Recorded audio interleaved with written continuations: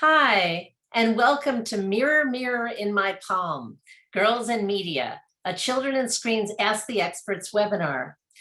We hope you're feeling refreshed from a wonderful summer, and we're so delighted to be back with another fantastic workshop to kick off the school year. I am Dr. Pam Hurst-Della Pietra, founder and president emerita of Children and Screens Institute of Digital Media and Child Development, and I'm honored to be your host for today's webinar. As the mother of a teen, I'm particularly looking forward to the insights, ideas, and advice that our experts will share with us in a few moments. Here at Children and Screens, we spend a lot of time talking about the roles and impacts of digital media in the lives of toddlers, children, and adolescents, categorized into ages and stages. Over the next two webinars, we're going to focus separately on the experiences and challenges by gender, and the caveats that issues surrounding gender identity, with the caveat that issues surrounding gender identity can be complicated and may not be perfectly reflected by this dichotomy. And in truth, every individual child is different and unique. Today, we turn our attention to girls growing up in a digital world and their unique and complicated pressures, realities, and oftentimes unrealistic expectations. We hope that you come away with a better understanding of how digital media, particularly social media, influences girls' self-esteem and body image, anxiety and depression, tech-mediated sexual identities and behaviors, and the effects of embedded beauty and racial biases in media broadly, as well as cyberbullying. We hope that our experts will give you what you need to know to talk to your daughter about the issues that she may be facing online. Now, without further ado, it is my great pleasure to introduce you to today's moderator, Dr. Elizabeth Englander.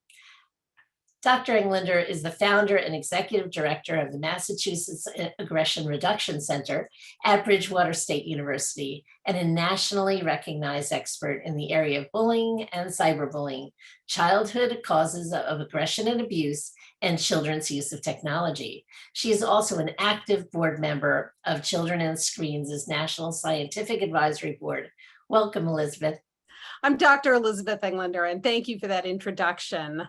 And thank you to everybody who's taking the time to come here today out of your busy day. And I hope that what our speakers have to talk to you about is going to be useful and interesting for you. I feel very sure that it will be. Our first speaker is Dr. Sophia Choukas-Bradley. And Dr. Choukas-Bradley is a licensed clinical psychologist. She is the director of the Teen and Young Adult Lab and an assistant professor of psychology at the University of Pittsburgh. Her lab studies interpersonal and sociocultural influences on adolescent mental health, and she is also the author of the blog Psychology of Adolescence, the Science of Teens, Screens, Gender, and Sexuality. Thank you so much for joining us, Dr. Choukas-Bradley. We're so happy to have you, and please take it away. Thank you so much for that introduction, Dr. Englander, and to Children and Screens for inviting us all to be here today. I'm so honored to be here with this group of amazing panelists and excited to speak with you all. So I will be speaking with you briefly today about gender and social media influences on girls' body image and mental health, otherwise known as the talk when I try to tell you about 8 years of my work in 7 minutes. So we'll see how that goes. So I really think it's important for all researchers interested in adolescence and for parents of adolescents to be aware of the importance and centrality of body image during this developmental period. Body image has implications for disordered eating. When adolescents are dissatisfied with their bodies, they'll often engage in disordered weight and shape related behaviors and a broad range of disordered eating behaviors in order to try to align their bodies with sociocultural beauty standards. Body image also is associated with depressive symptoms, especially for adolescent girls, because girls are socialized to believe that body image is incredibly important for one's value as a person. Having negative body image has huge implications for feeling negatively in terms of mood, and in some cases developing depressive symptoms or even a clinical depressive disorder. Negative body image also can affect health risk behaviors related to appearance, such as for white or light-skinned women engaging in indoor tanning, and for women of color and girls of color, in some cases using skin bleaching creams, with the goal of changing one's skin tone to align with standards of beauty, which are very complex, change over time, and are definitely affected by social media. And then my doctoral student, Annie Mayhew, who is an incredible researcher, is really interested in how body image and appearance concerns can also have implications for academic motivation and, for example, for engagement or desire to engage in STEM fields for high school and middle school aged girls. We know that body image can affect all these things and that social media may be exacerbating body image concerns. I also want to note much of my research focuses on mental health among adolescents with marginalized identities. And today I'm trying to do a broad overview of how social media affects body image and mental health. And I don't focus on all of this work in today's talk, but I just wanted to start the talk by noting that minority stressors, proximal and distal, in other words, within the self and within the environment, stressors related to minoritized or marginalized identities can create heightened risk for a broad range of mental health concerns and risk behaviors. So for example, for LGBTQ+ youth, who I focus on in my research, experiences of discrimination, homophobia, transphobia can increase mental health concerns and risk for mental health concerns. And then for youth of color, experiences of oppression and discrimination, some of which occurred during in the context of social media, can increase the risk for mental health concerns. But social media doesn't just exacerbate risks for these types of minority stressors. Social media can also provide community and resources that can help with resilience and resistance against harmful societal influences. I recently published this developmental sociocultural model for how social media can affect adolescent girls' body image. And I've been working on this model for many years, but right before it was published, for the first time in at least my lifetime and maybe ever, teen girls' body image became a front page above the fold news story with the release of the Facebook files and the revelations that Meta as a company may have had knowledge about how Instagram in particular and also Facebook may have been negatively affecting teen girls' body image and mental health. And I call this model informally the perfect storm model. Its more formal academic name is a developmental sociocultural model of adolescent girls' social media and social media use, body image concerns, and mental health. I can see everyone's faces, but then can't see my slides. So that's what's happening when I awkwardly pause. All right, so what this model says is that long-standing gender-related sociocultural pressures, which I'll talk about in a moment, intersect with the features of social media, such as its quantifiability, its visual emphasis, and its availability 24/7 in all contexts. And that those two things intersect with adolescent developmental factors, which I'll elaborate on in a moment, to increase body image concerns for adolescent girls in particular, as well as for gender minority youth, and that body image concerns, for the reasons I mentioned previously, can increase the risk for a broader range of mental health concerns. I'm going to focus on these adolescent developmental factors briefly first. So as I mentioned, we know that adolescence is a time of heightened body image concerns, and this is especially true for girls and transgender or gender minority youth. This is due both to cultural gender-related pressures. So for example, the overemphasis on physical appearance for girls and women in the US, which intersect with biological changes. For example, cisgender girls, those who are not transgender, who are assigned female sex at birth and identify as girls in terms of their gender identity. When they go through puberty, they on average gain weight. And although social media has changed beauty standards in complex ways that involve some cultural appropriation, we know that the average body type is now curvier and more muscular than it used to be for female-bodied people, but it's still very thin. It still requires a certain amount of caloric restriction and excessive exercise for many female-bodied people to attain that beauty standard. And the biological changes of puberty make it harder for many female-bodied people to achieve that beauty standard. We also know that adolescence is a time when peers become extremely important for one's sense of self, and when adolescents on average begin dating in sexual relationships. And finally, last but not least, adolescence is a time of huge cognitive changes, and these cognitive changes lead to increased egocentrism. So for example, adolescents experience something called the imaginary audience, which you might remember from when you were an adolescent, where you felt like everyone was uniquely concerned with your every move. And anything embarrassing felt like it was a huge disaster in terms of your day or even how you feel about yourself broadly as a person. For all these reasons, it's not a surprise that the majority of adolescents of all gender identities experience body image concerns. So for example, when I've collected data from a broad range of studies where I ask kids whether they agree with the statement, "I wish I looked better," 76% of cisgender teen girls say sometimes, often, or always they wish they looked better, compared to 63% of cisgender teen boys and 74% of gender minority teens, teens whose sex assigned at birth doesn't match their gender identity. With the item, "I worry about the way I look," 69% of cisgender girls say sometimes, often, or always, 50% of cisgender teen boys, and 71% of gender minority teens. Coming back to this model, we'll now talk for a moment about what is it about social media in particular that influences these things. So social media really involves the intersection of peer influences and mass media influences. So for example, celebrities, influencers, so those who became famous because of social media, and one's peers, for example, a high school girl's classmates, are all shown within one space. And I think this is creating a really complex new environment where the imaginary audience may actually not even be imaginary anymore. What does it mean to talk about the imaginary audience, this cognitive phenomenon we've always known about in adolescence, in an era where any moment could be photographed and broadcast to a huge network of peers and even strangers? I've done some work with Mitch Prinstein and Jackie Nisi about how social media might transform interpersonal relationships. And these are some of the specific features of social media we've proposed that could affect interpersonal relationships and body image and mental health. Availability refers to the 24/7 nature of social media, where if kids have phones in their bedrooms, they are able to access social media in any given moment, 24/7. I'll skip some of these, but a big one is quantifiability.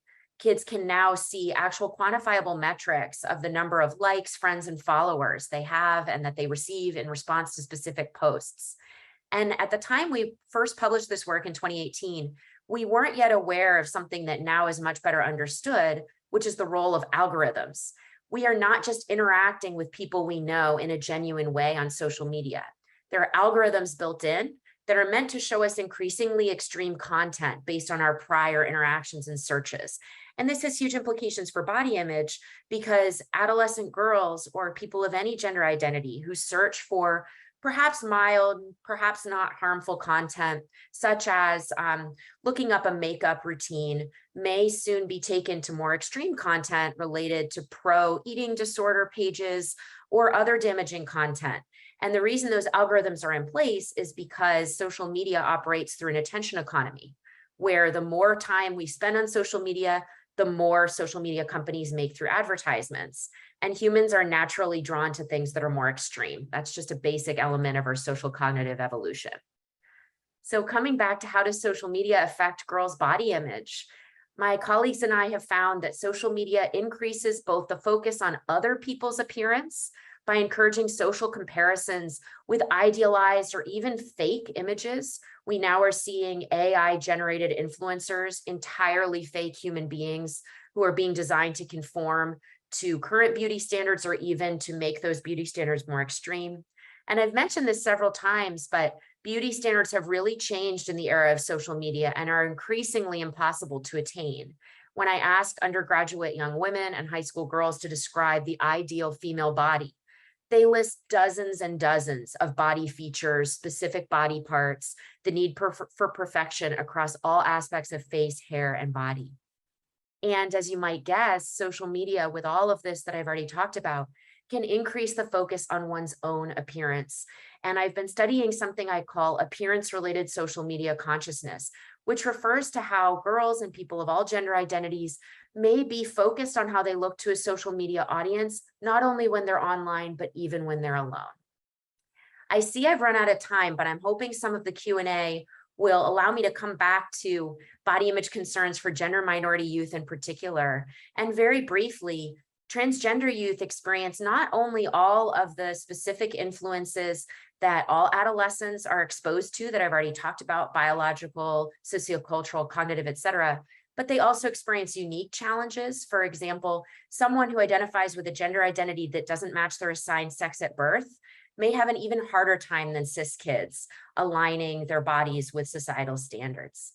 And I will skip to the end and just let you know that I didn't have time in the talk to give both this basic info and applied knowledge about what we can do. But in the Q&A, I can share some of the intervention development work I've been doing. And in my last Children and Screens talk, I focused on some tips for parents and teachers about how you can engage adolescents in discussions about body image and how to raise critical consciousness about the role of social media. Thank you so much. I really appreciate your being here. Please check out my website and my blog if you're interested in learning more. Thank you. Thank you so much, Sophia. That was absolutely fascinating, and I love hearing about your research. I did have a question that occurred to me. Some of our own work has been based on trying to raise awareness in adolescents, particularly in girls, around the idea of how curated images on social media really impact body image. And I'm just wondering if you have any data, or if you're aware of any data, thinking about how awareness of this issue and awareness of this association in adolescent girls might help them develop a slightly more skeptical eye when it comes to the impact on their own body image. Awareness is an excellent question, first of all, and thank you for the kind words. Awareness is part of the answer, but unfortunately not the whole solution. We have decades of research on mass media influences on adult women's body image, and we know that even when adult women with fully developed brains and decades of experience looking at media images are fully cognitively aware that an image has been photoshopped and is not real, exposure to those mass media images still leads immediately to decreases in body image.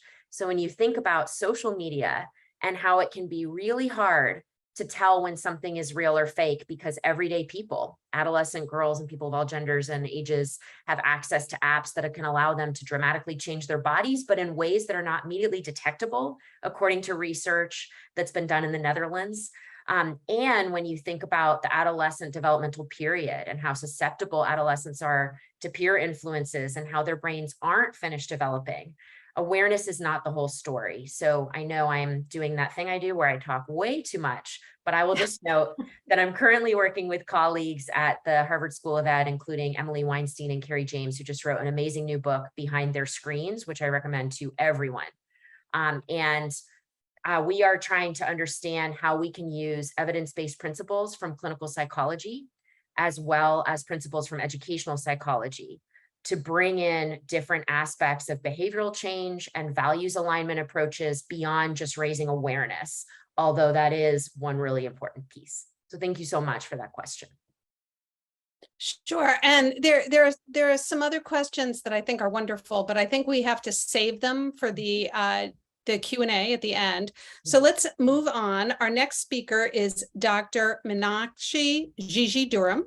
She's a professor and collegiate scholar in the University of Iowa's School of Journalism and Mass Communication, with a joint appointment in the Department of Gender, Women's and Sexuality Studies, excuse me. Her research focuses on representations of gender and sexuality in the media, with an emphasis on the politics of the body, intersectional identities, and youth cultures. She's the author of several books, most recently including Me Too, The Impact of Rape Culture in the Media and Technosex.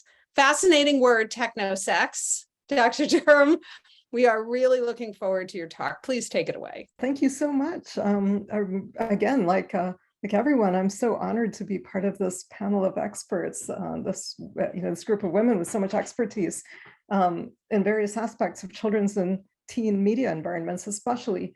So I've been asked to focus my presentation on sexuality in this media-saturated environment that we all inhabit, which is challenging enough for adults, as Sophie just said, and even more complicated and daunting, I think, for kids. I want to begin by saying that I consider myself to be a pro-sex feminist, and I define that as meaning that I believe sex to be a normal and natural, healthy part of human existence, and that we need to be far less squeamish about discussions of sexuality than we are. So that's the starting point for discussing the information that I've gathered as part of my research on this topic, which I've been doing for more than 25 years now, actually. And I want to mention that I have two daughters who are now in their 20s, and I've had both hits and misses along the way as I've tried to be a proactive and caring mom. But they've turned out great. So there are effective ways to support our children in this mediascape. I'm just going to begin by running through a few images that I've gathered from various media sources and sort of collected over the years, and just let you look at them.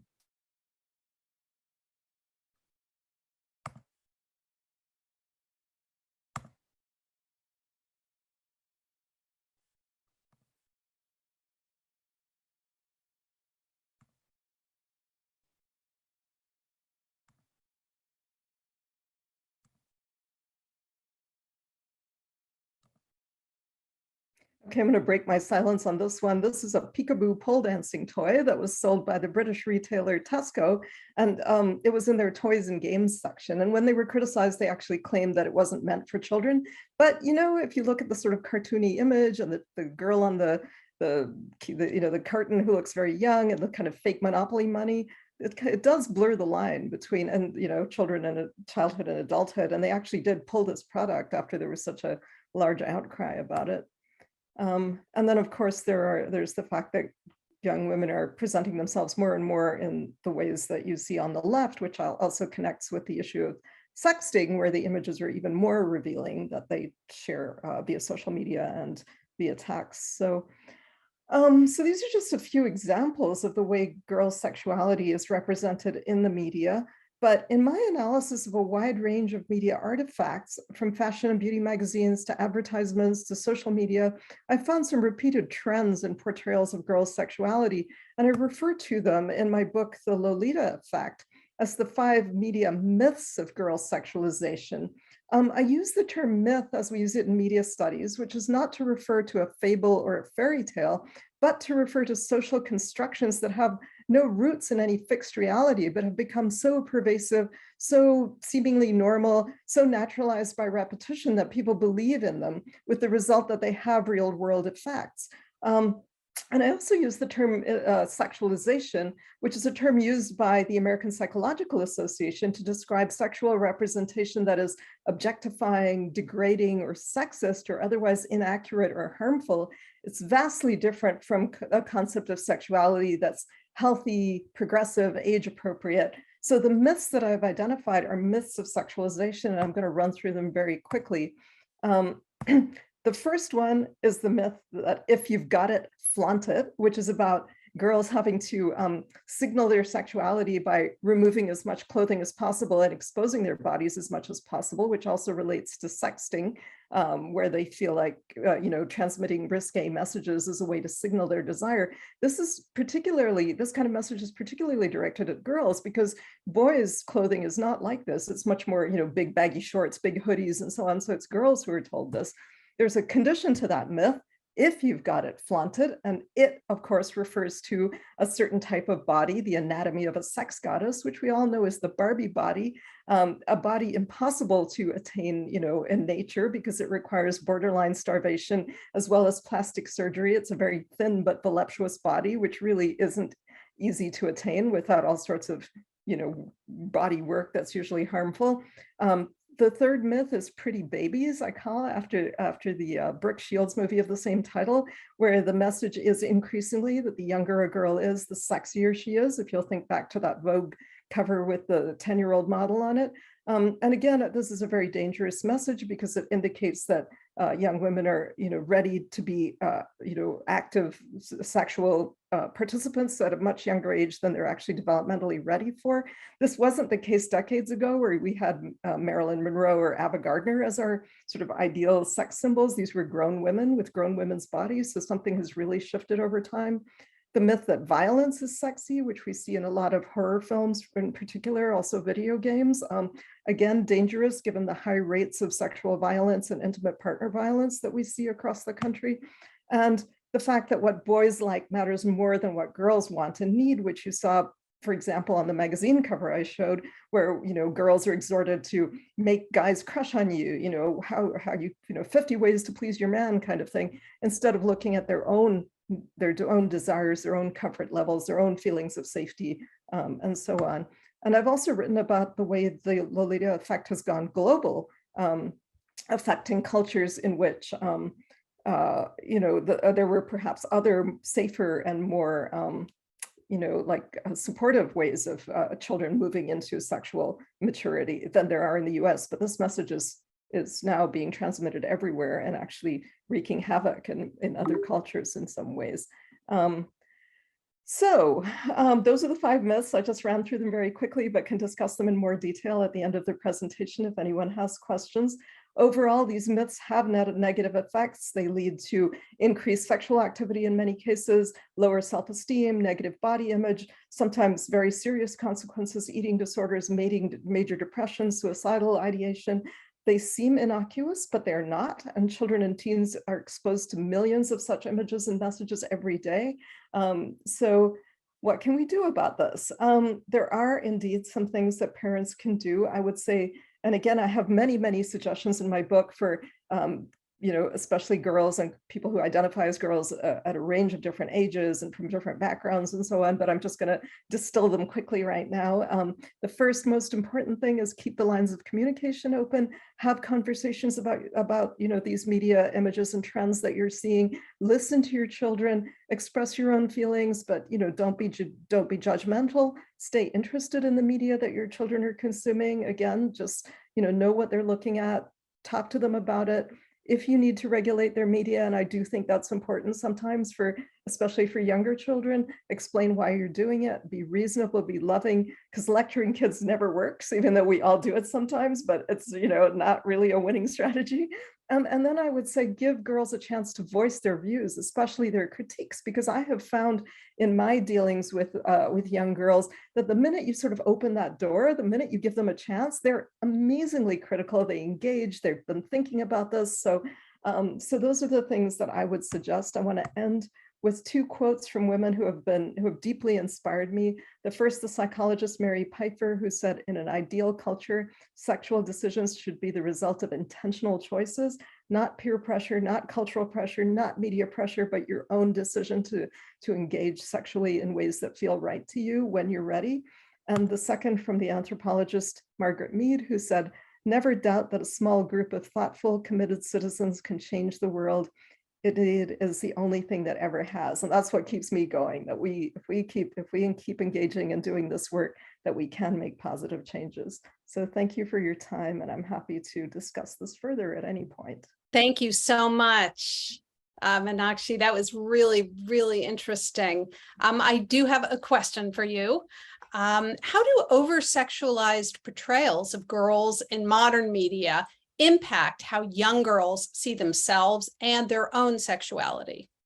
Yeah, so actually there's quite a bit of research that shows that exposure to sexual media, you know, and I think, you know, Sophie referred to, I'm sure we're all going to talk, does in fact affect girls' own perceptions of their own sexuality. First of all, how to represent themselves sexually, which is very much in terms of these narrowly defined, very restrictive and very, you know, very oppressive in some ways, models of, you know, the body and so on. But also there is research that shows that exposure to sexualized media actually leads to, it accelerates sexual activity. There was a study of more than 1,000 girls from different racial backgrounds, different class backgrounds, and there's a very clear correlation there. Thank you so much for that. It's fascinating work. It really is, and very important work. We're going to keep moving in the interest of keeping to our schedule. And our next speaker is Dr. Lanice Avery. And Dr. Avery is an assistant professor of psychology at the University of Virginia with a dual appointment in the Department of Women, Gender, and Sexuality Studies. She is the founding director of the Research on Intersectionality, Sexuality, and Empowerment, RISE, lab at the University of Virginia, and the director of research at the Bay Area-based DEI consultancy firm, Radical Root Collective. And we really look forward to hearing about all that and about your research, Dr. Avery. So please take it away. Thank you so much for that lovely introduction. I'm still trying to get over all the amazing things that I've heard from the other panelists. So thank you for inviting me, not only to give the opportunity to talk about some of the things that I do, but mostly to hear about all the wonderful things that you all are doing, and to see the connections between some of the things that we've been all kind of thinking about in our own respective places and being brought into conversation with one another. So scholars have expressed a growing level of interest in how Black women navigate gendered racial stereotypes in ways that kind of help them maintain a generally positive sense of self. Research across several fields indicates that heightened social media activity might adversely impact young women's gender socialization and diminish their well-being. But to date, little is known about whether heightened exposure to the racist, sexist, and heteronormative gender narratives derived in social media actually undermines Black women's body image and self-esteem. So I'm going to talk today about some of my findings to help us better understand the contributing role of social media on Black women's development and health. Black women are seemingly always connected. Prior research shows that Black women use digital media platforms like Facebook, Instagram, and Twitter more frequently than all of their peers. Most cases, these digital spaces provide a context for Black women to engage in community building, intra-racial social connection, and positive identity formation. However, digital media might also be a toxic environment for Black women, as they report disproportionate experiences of online race and gender-based harassment, and increased exposure to unattainable feminine beauty standards, as you all mentioned today. And these heightened experiences of digital victimization could be associated with poor mental health and well-being. Despite heavy use, there remains a dearth of quantitative social science research that investigates Black women's unique experiences with digital media. So my work addresses this gap by, number one, examining Black women's unique social media habits and their preferences to better understand their usage patterns, and two, investigating how these patterns influence their social attitudes, their identity development, and their mental health. The first study I'm going to talk to you about I conducted in 2017 in order to assess the specific social media patterns for Black women. So Nielsen and other media monitoring reports are always talking about how Black women are, the most voracious users of social media. But rather than treat social media as a monolith in my studies, my team and I measured Black college women's social media use across several digital media platforms, and then tested the distinct contributions of each platform on Black women's mental health.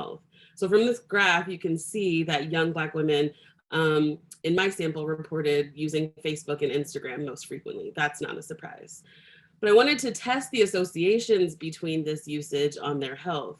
And as you can see from this table, I explored social media's impact on several dimensions of health, including depression, anxiety, and self-esteem. And I want to draw your attention here to this highlighted area, because that's where the good stuff is. Is here you'll see that Instagram was linked with lower sensitivity, and Tumblr was linked with a whole host of adverse outcomes: depression, hostility, sensitivity, and lower self-esteem. Despite being the platform used least frequently, it ended up being the driver of some of the most adverse conditions.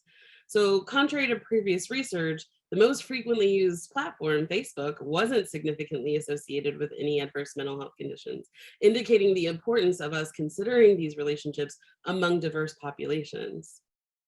So I know you're probably thinking about how the social media landscape is just wildly different today than it was in 2017. And I thought the same thing, so my team and I revamped this study last year. Given that social distancing requirements related to the pandemic had amplified the ubiquity of social media in people's lives, I wanted to test whether the social media patterns had changed and update my findings regarding the contributing role of social media on Black women's health. Perhaps not surprising, Black women reported using YouTube, TikTok, Instagram and Facebook most frequently. And we see that some of those associations were related to more anxiety, depression, lower self-esteem, and loneliness. One of the coolest and weirdest findings was that Instagram was linked to less loneliness, not more loneliness. And I want to dig in further to these analyses to see what is Instagram doing particularly differently than these other modalities in its relationship to these health outcomes. So the next study I wanted to talk with you about addresses those discrepant experiences of online gendered racial harassment that I mentioned earlier. Given that digital media use represents such a central part of Black women's daily lives, and much of their social interaction center on visual content, my team and I were interested in learning more about how social interactivity might also increase susceptibility to harmful social interactions like appearance-related victimization. Black women's bodies are often the target of gendered racial microaggressions and sexual victimization, which can contribute to body image concerns. And still, the online victimization body image link remained kind of unexamined. So I tested 4 dimensions of online victimization in relation to body esteem to see which one of these might sort of have an impact. And then I wanted to test whether there was like the impact of the moderating potential of a positive gendered racial identity factor called womanism to see whether or not that mitigated some of the risk of that victimization on Black women's body image. Of the 4 types of online victimization that we studied, sexual victimization was the only dimension that significantly diminished Black women's levels of body esteem. We only found that high levels of womanist consciousness buffered Black women from some of the harmful impacts of general online victimization and body esteem. And to my knowledge, this is the first of its kind to examine Black women's experiences with online victimization and to study how positive gendered racial identity factors like womanism, which may be promoted and bolstered through women's frequent engagement with positive race-related media, functions to counteract some of the detrimental impacts of online victimization on Black women's mental health and development. So in our current society, social media platforms are common sites of self-presentation, identity construction, and relationship development for all women. However, it's conceivable that young Black women's social media use might center on additional culturally specific needs, such as social support, sociopolitical activism, and discursive engagement and affirmation, given their discrepant exposure to gendered racial stressors, both online and offline. Black women might use virtual communities as a user-generated source of culturally relevant and empowering content.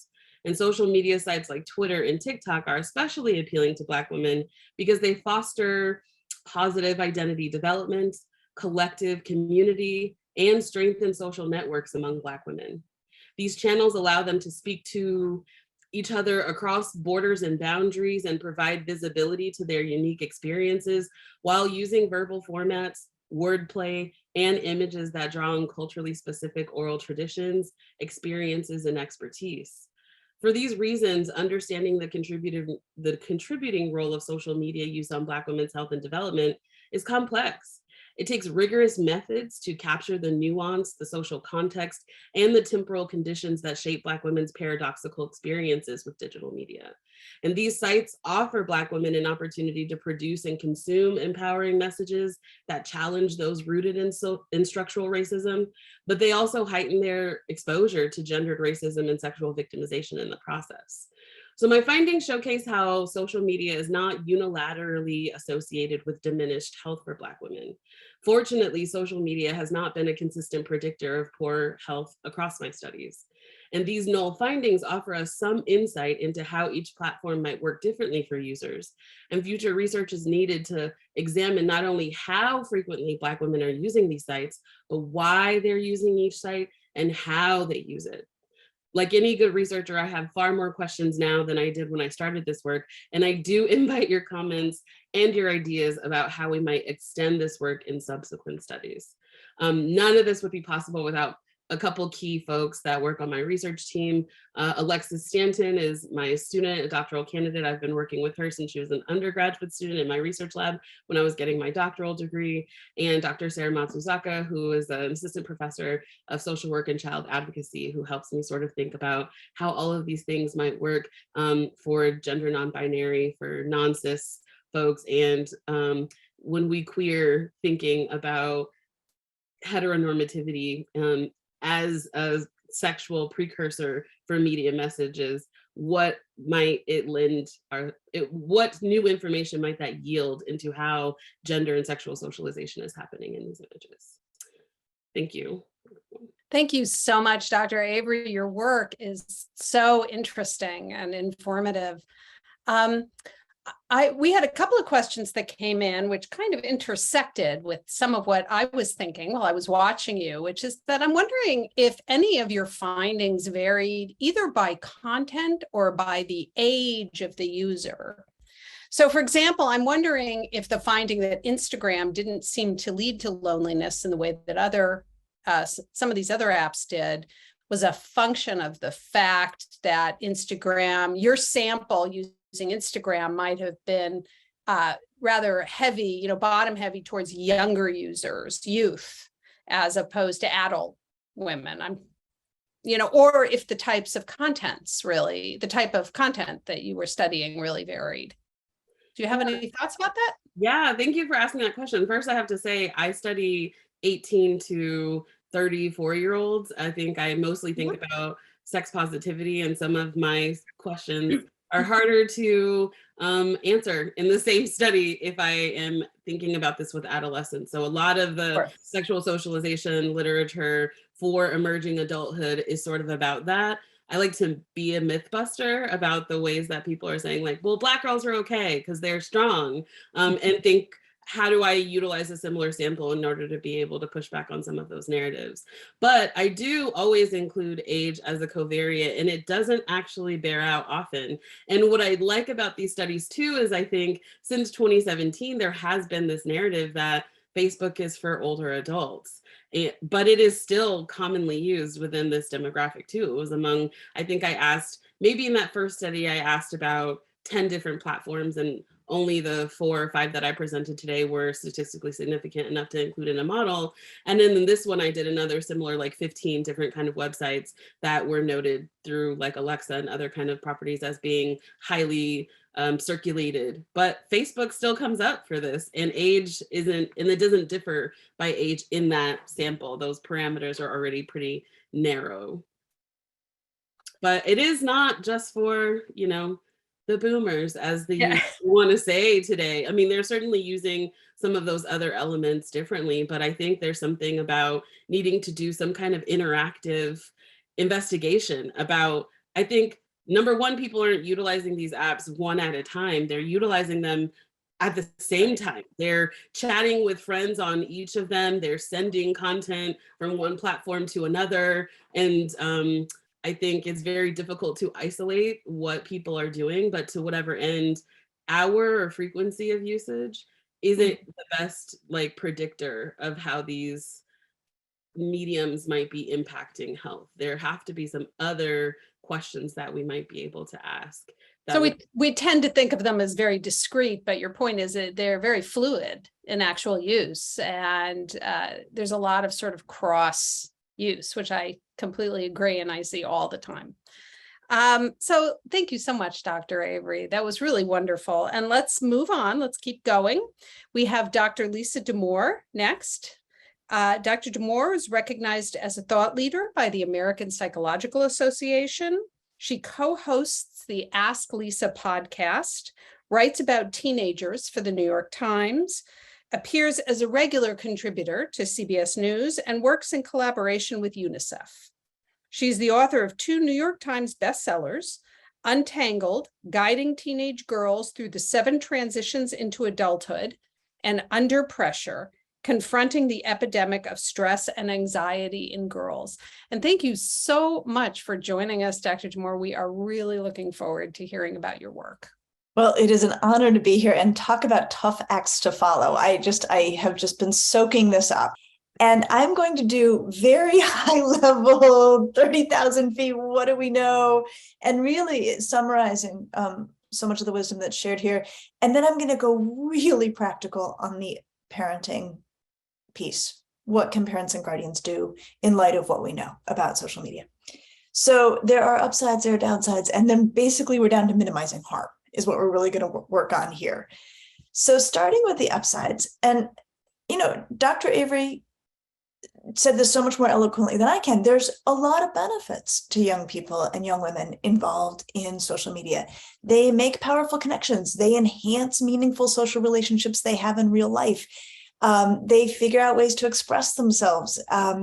In some of my interviewing for work for the Times, in talking with young people about their advocacy work and their anti-racism work, so much of what they described to me was being on social media, watching arguments get made, watching arguments get pulled apart, watching arguments get remade as something that hugely advanced their sophistication of their reasoning, their sophistication of their thinking. And anyone who spends any time around teenagers today knows they are vastly more subtle and sophisticated in their thinking than we ever were at their age. And I would chalk a lot of this up to their ability to read and watch and engage in social platforms in very complex discourses that they are participating in all the time. And so it's a really powerful force. So it's not all bad, but it can be bad. And this is, again, just I'm broad strokes, barely covering the depth and the subtlety and the nuance of what's come before, but we know it's bad when they're there to see if they can become popular. And we know it's not good for girls. This is especially for girls, these two findings, when they are engaging in social comparison.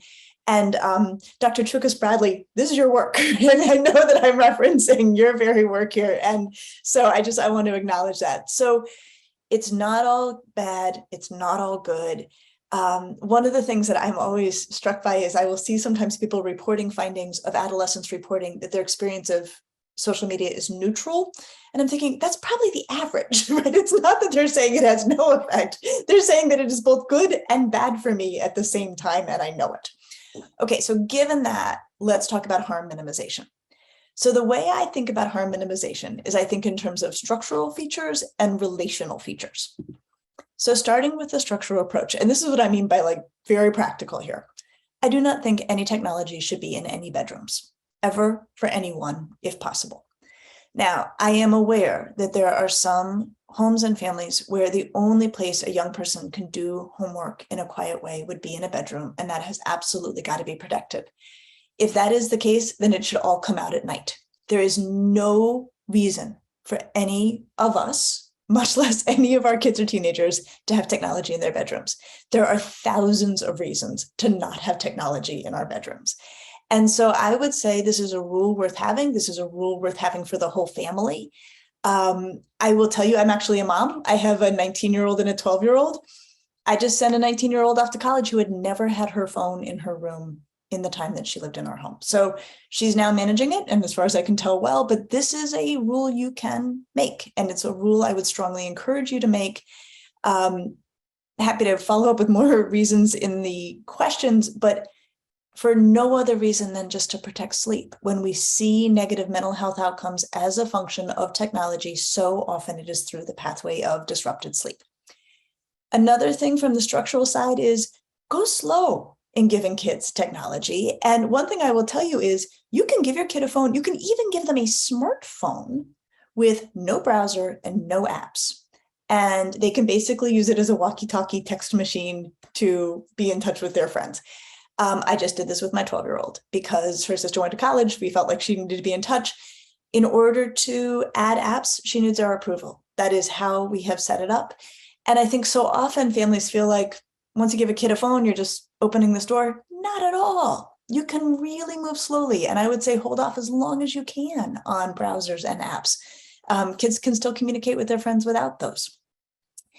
The other way I would think about it is not so much being against technology, that just doesn't work, but being for other things, keeping kids busy. I'm a big fan of kids being busy, not too busy, but busy is good. And when they're busy, they just have less time online, and that's a good thing. What might they be busy with? Let's start here. In terms of the things I would have every family be for, sleep, number one. And just to recap, this is critically important. Elementary school students need 11 hours of sleep. Middle schoolers need 10 hours of sleep. High schoolers need 9 hours of sleep. So that's a lot of time. Being physically active, studying without the interruption of digital technology that is not part of their work, helping out around the house, helping out around the community, and then having interactions that do not involve technology, do not involve, they're face-to-face, they're with the people you're with. Fill the time of young people with these things and narrow the time they can spend in digital interactions. Okay, the relational approach. So here I want to double down on something Dr. Durham said. Talk with kids about their experiences of being online. We are talking about teenagers. Top-down approaches do not work. It is really important to say to them, what does it feel like for you when you're on this app and that app? I had a fantastic teenage girl say to me the other day, I love my phone and I hate my phone. And then we could have the conversation. What do you love? What do you hate? What do you wish you would do differently? What might make a difference? But do it from their point of view. Be curious. That's the best way to make change in behavior. Okay, these algorithms. Dr. Choukas-Bradley mentioned these. I have to tell you, these are the thing that scare me on social media more than anything else. And Dr. Choukas-Bradley, you described them so beautifully. I will not repeat, but here's what I will say. In early days of kids' interactions on social technologies, they would sometimes fall down a rabbit hole. With the help of algorithms, kids are dragged down rabbit holes now. They do one search for diet. They do one search for before and after images, and then they are suddenly flooded with content. So these are very dangerous. Talk to teenagers about them. Tell them they are being played by social media outfits. Tell them that their attention is being manipulated for money. David Yeager at UT Austin does great work. Teenagers do not like to be manipulated. He has showed this. Teenagers will change their behavior when they understand they're manipulated. So talk to them about what is going on. And then I will end here. We also have to be alert to subtle harms. So everything that has been covered before are so important and so huge. But when we're thinking about girls, I will tell you, one of the things that's emerged in the last, I would say maybe 6 or 7 months, is kind of that girl memes on social media. And that girl is about girls who have their lives together. They get up at 6, they have their coffee, they go for a walk, they take a bath, they just are super organized and on top of things. It looks healthy. It looks, wholesome. I think it's hard on girls. I think that it sets another standard of a way of not, so we're not talking about you being beautiful, we're talking about you being incredibly put together all the time. And so I think we want to keep an eye on that the goal of social media should be to enrich the lives of young people. And what we're always, always watching for is the ways it can make them feel less than. And we want to look for it top to bottom because there's a lot of ways this can happen. Wonderful. So interesting. And I love the way that you really pulled together a lot of the research that a lot of us have talked about here today. Thank you so much, Dr. Damour. That was really interesting. I'm wondering if you could give us any thoughts about how to address some of these issues in young girls before they really begin to think about owning their first device or using social media, sort of as a way of laying the groundwork for them to be educated consumers and to understand issues like pressure towards perfection, which I think is a huge issue for women of all ages. And I'm sorry to hear I suspect it was always sort of part of adolescent life, but I don't like to see it creeping down. None of us do, the age range, but I'm just curious if you have any thoughts about addressing it with, for example, children in later elementary school, where you're sort of laying the groundwork for their full participation in digital tech. Can I have 40 minutes to answer this question? No, sorry. Okay, so I'm going to do speed round on this. So Okay. My favorite parenting advice came from the inside of a Dove chocolate wrapper. Don't talk about it, be about it. So with your little kids and with your teenagers, you've got to model what you say you want them to be doing. So your technology should not be in your bedroom. You should not be talking about your appearance and weight. You should be really thinking very carefully about the relationship with technology you're modeling and the relationship with yourself and your self-esteem that you are modeling. The second thing I would say is We have to be very mindful as the adults and kids environment, how we talk about their containers versus how we talk about their contents. And for me, social media is a container world. It is all about the container. And so at every opportunity, we want to remember this is a zero-sum game. Every moment that we are talking about what a kid looks like, we are not talking about who she is inside. So I'm not saying you can't tell your daughters they're cute. I love telling my daughters they're cute. We also have to spend a lot of time talking about how smart, interesting, funny, sardonic, all of that they are. And then I think the last thing I would say is get them questioning. Get them questioning what can really be shared in a 2D environment versus what can only happen in a 3D environment. And just ask those questions, talk about it, embrace your own shortcomings, point out that on social media and 2D environments, people very rarely talk about their shortcomings. Those kinds of things can help to work against perfectionism. That's a great answer. And it sounds like you're also really talking about giving them the language, right? Giving them some words and some phrases so that they can label what we're thinking of. For example, thinking about 2D and 3D environment. One of the things we find in our own research is that there really is a quality to 3D environments that's quite different from the quality in 2D interactions, even ones that come close to 3D interactions, like the one we're doing all right now. There's a quality that is missing, though, that would be different if we were all in a room together. And I love the idea of using those phrases because it really gives them words that they can use to frame these thoughts. Thank you so much, Dr. Damour. Your work is interesting. Everybody here does such amazing work. And just to give you in the audience sort of a few things to think about in terms of cyberbullying specifically in girls.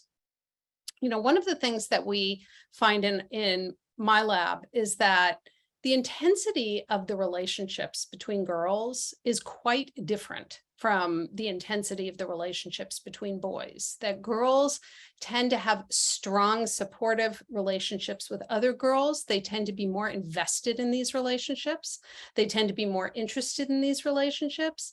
And to some extent, that lends itself to social problems as well, because then social problems like cyberbullying tend to be more intense as well.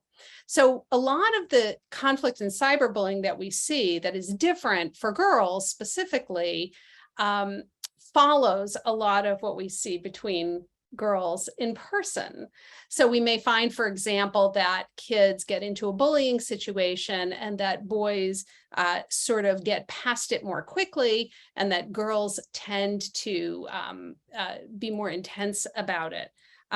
I think, too, that the pandemic has affected the genders very differently. And this is mirrored in our research, and it is mirrored in the CDC's research, that girls have really struggled more with their mental health during this pandemic, that it has impacted them more, and that they have struggled more. And I think the reasons for that have to do with the fact that social isolation is has been more impactful on growing girls than it has been for other people, that they really rely on those social interactions for a lot of their social supports and for a lot of their stimulation and interest and connection with other people. And all of that was diminished. Even in our research, we found even among schools that remained fully open during the pandemic, these effects were still seen among girls, probably because a lot of the extraneous things like the socializing and the unstructured activities like sports or clubs or interests were all diminished.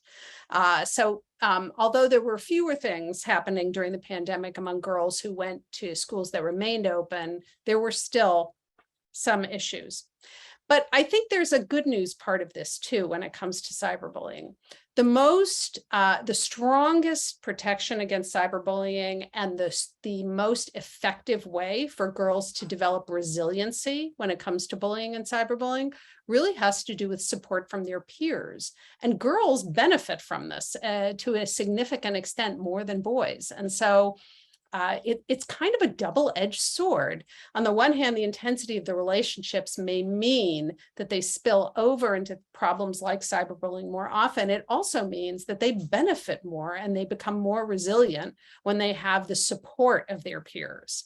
And, you know, many, many times parents and schools sort of ask me questions around how can we fix this situation? We have girls who are doing things to each other online. How can we fix this? How can we make it so it didn't happen? Or, how, you know, what can we do to make it go away? And I think the truth of the matter is there's very limited things you can do to put that toothpaste back into the tube.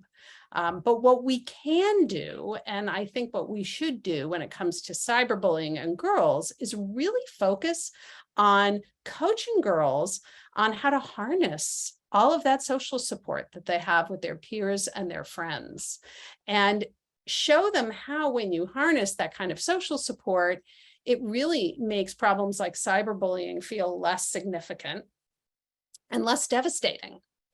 And ultimately, because the world is not all puppies and rainbows, as we've all learned over the last few years, I'm sorry to say, you know, the goal has got to be to really bolster resiliency and self-confidence among girls. And I think that really giving them that success experience is a great way to do it. The final thing I would say, and then we're going to stop and take questions, is that one of the big effects of the pandemic has been a real weakening of social skills in children. And this is particularly true possibly in social skills that have to do with when you're really challenged by someone. So when you're in a situation that's difficult, or somebody's being mean to you maybe, or you know, somebody challenges you in some ways. And I think that it's hard to know whether that diminution of social skills is stronger in boys or girls, but it does appear to be happening for both of them.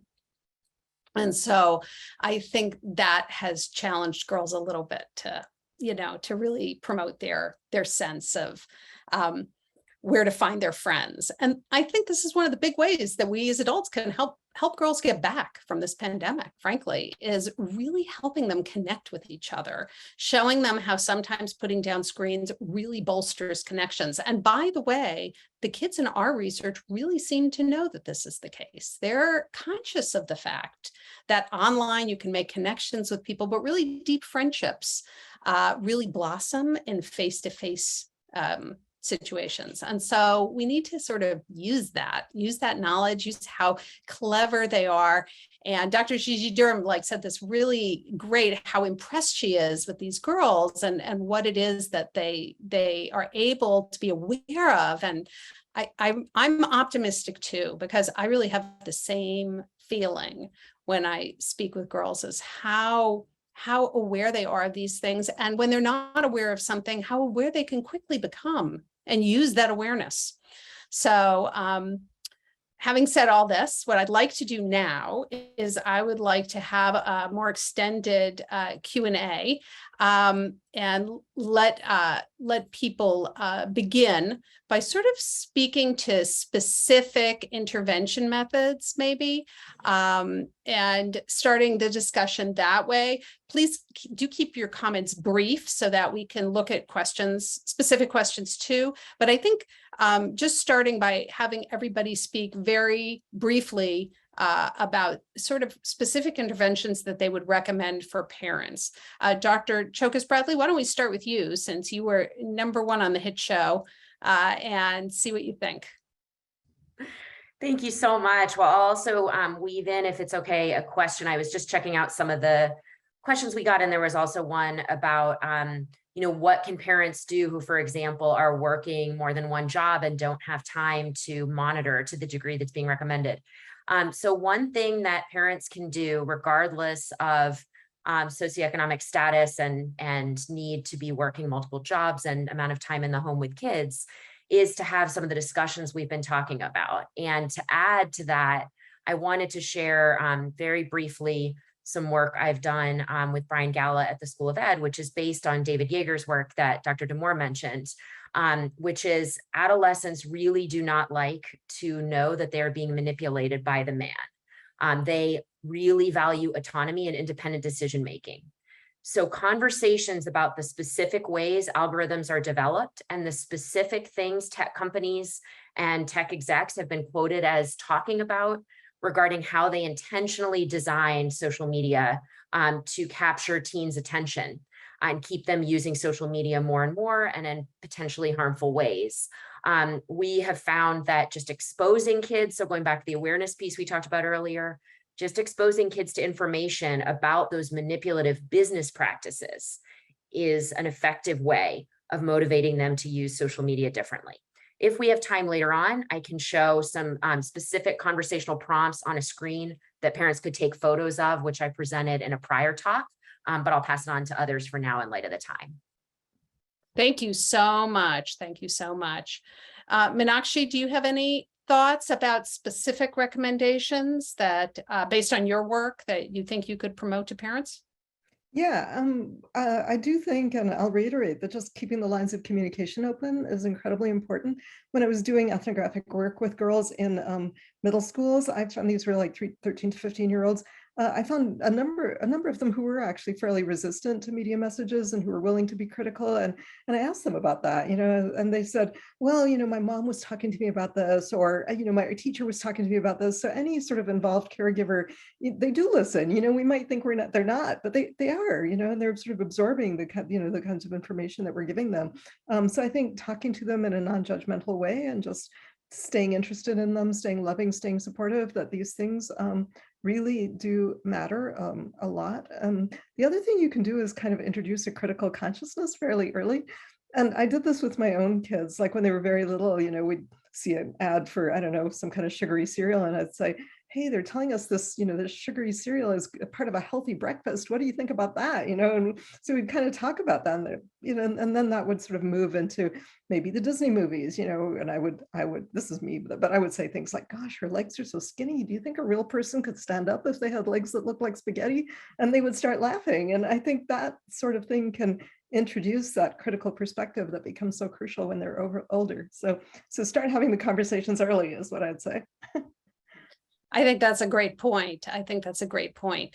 And one of the benefits of conversations, of course, is that it's not so much after the fact. I mean, one of the difficulties in the whole conundrum of parental controls versus sort of having conversations with your kids, apart from Sophia's point about some parents not having time to access or to really check or monitor what kids do online, is that parental controls are sort of designed to catch things after the fact. And discussions are designed to give your kids the tools and the thoughts and the knowledge to avoid serious problems before they do them.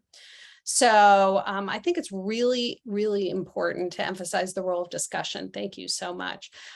Lanice, I wonder if you would talk specifically about different kinds of platforms, because your research really mentioned that, and different kinds of media use, like things that are more negative for kids or things that are less negative for kids. We've had a number of parents who are putting in questions right now who are curious if there are some platforms that are more or less negative than others for girls. Thanks so much. I really appreciate everyone's the ease with which you offer solutions. I feel like as a psychologist, I'm really good at noting the problems and then passing it to prevention scientists for intervention.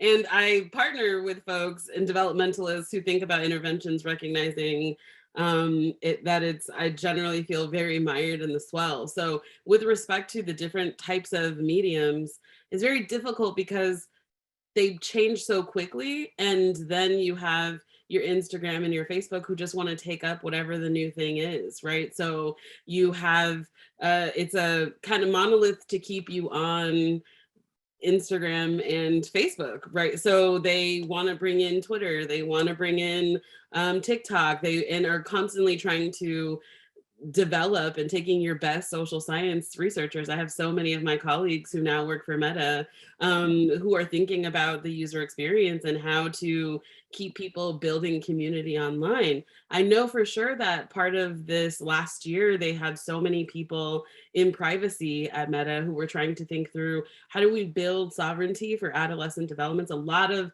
adolescent developmental researchers who specifically think about racial identity stuff went over to go work for Meta. So I know they have really great scientists trying to optimize the positive youth development frameworks to think about how important it is for peers to find one another. There are racial and gender socialization messages that you get from home, and there are also things that you get from peers in the media that sometimes bear out heavily in the kinds of like specifically like phenomenal agencies that folks have over their lives. When you think about queer and trans kids, or non-binary, gender expansive, when you think about kids who are taking up religious paths that might be different from whatever is happening in their home life, those are not actually the best places for them to feel whole and to feel like they're developing in a trajectory that feels authentic to them. And so the blogosphere ends up being a really important space for those kids to develop senses of selves that are going to be sturdy enough to get them through some of the things that they'll encounter when they experience a lot of racism and discrimination and transphobia in the world outside. So I can only say no, none of them, they're all distinct, but the point is to make them more similar, so that you can continue to swipe with like seamless like attention across all of the mediums, and they're constantly changing. But I do think that youth are driving how the mediums are working. So their connections have all of the researchers trying to figure out, how do we make this a place where they can continue to find each other? And there's a lot of legal discussions that are happening on a global scale about what do the role of parents is actually need to do to be useful to that. So I think we are all going to have contributions, and everyone in the world is thinking about those same things. But I'm listening if you have ideas, for sure, and happy to pass that along to my friends who are trying to think about how to design controls that are more positive youth development and less big meta surveillance. I do think it's you're right, it's a grappling question. And I do think sometimes as adults, we tend to over-focus on this idea that there's sort of bad apps and good apps. What we actually find in our research, which kind of, I think, dovetails exactly what you were just saying, Lanice, is that apps are used differently by different kids, and that actually the apps with the most negative uses, which in our research is Instagram and Snapchat, are also the ones with the most positive uses, which kind of helps explain why kids don't really want these approaches where we just say this is a bad app or this is a good app. Lisa, I'm wondering if you have any thoughts about sort of specific conversational points, like really concrete examples of how you could maybe pose this kind of conversation, how you could bring it up, and how you could bring it up in a way that would make kids interested in talking about it, as opposed to like giving you the answer, you know, which is, I think, all too often what we all get as parents. I call it the veil of obedience that girls are great at, where they're just nodding and smiling. And they're like, you lost me. But they don't say it. I do think one way to go about this, to try to keep the channels of communication open and actually to move towards behavior change, right? Like that's what we're trying to do. You know, I'm a psychologist who is on the intervention side. Like I want to see behavior change. So I think one way to start the conversation can be for adults to reflect openly a bit on their own social media use. A lot of us use it. And to say, you know, I went on Insta today and I was looking for a good time and I ended up in a terrible mood. Does this happen to you? You know, and like owning that. But I also think there's another asset that we haven't talked about that is incredibly valuable in here, which is older teenagers. If you have conversations with teenagers at different ages about social media, you're having very different conversations. And my favorite conversations are with junior girls, because junior girls will give you the full rundown on all of their concerns about how 7th, 8th, and 9th graders are using social media. And my experience is they are incredibly insightful. They are incredibly accurate. And bluntly, they get it in a way that it is very hard for adults to get it.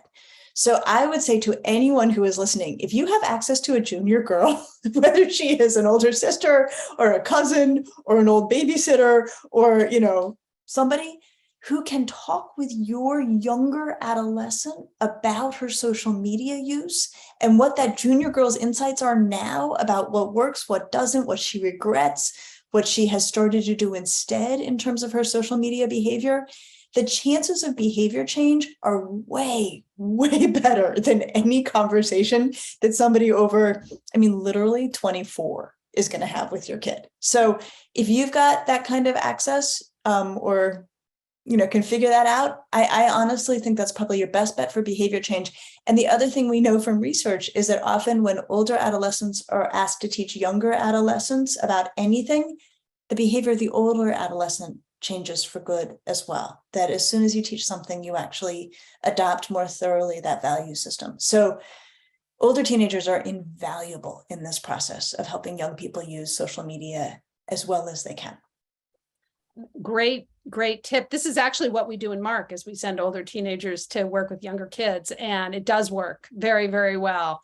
I think it's really, really fascinating. Of course, kids love being the instructors. They love being the know-it-alls. They love being the ones who do it. And as we all know, all being academics, to teach something is to learn it. And that's really true. Sophia, do you have any thoughts about this, about specific conversational points that you think parents could use in opening up these conversations? So the first thing I'll say is that we talked about this in the March talk that I think Kate Blocker will put a link to, but anyone can try this conversation, not just kids and parents, but encourage kids, as we were just saying, to discuss with friends and older peers and siblings.